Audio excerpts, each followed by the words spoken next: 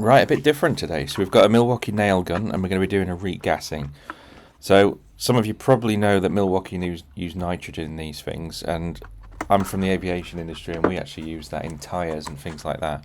So I believe the science behind it is because it's got bigger particles and it can't leak as easy.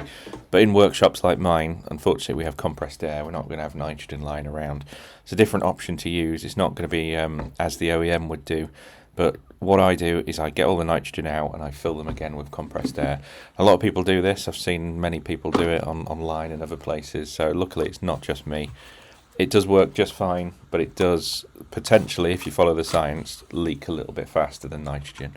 But certainly it'll get these things back up and going. And for me, I charge about £30.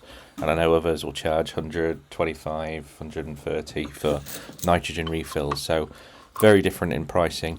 But this is how I do it. So you get the gun apart, you take the magazine off the front, and then all I do is I wedge the canister up like this, and you need to get this little cap out here, keeps everything in, it's got a little seal on the end, and then you need to get the nitrogen out. So if it's the first time you've done this, you don't want to be mixing the two different types of air in there, if you like. So get all that out, and there is only a tiny bit. You can probably just hear it here when I get it at an angle. Apologies you can't see it there, but there's a little pin inside. All you need to do is press that down.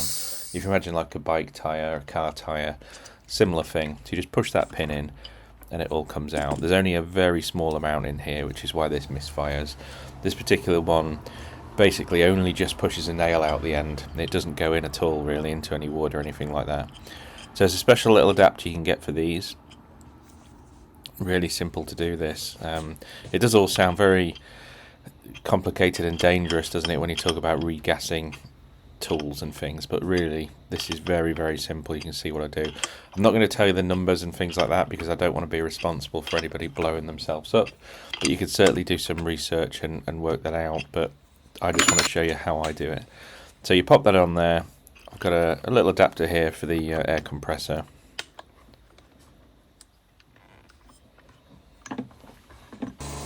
Then I'll input the air to the desired PSI.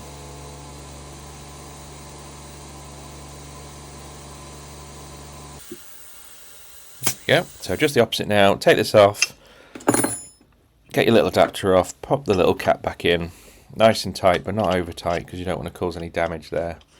That could make some of the seals stretch or something like that.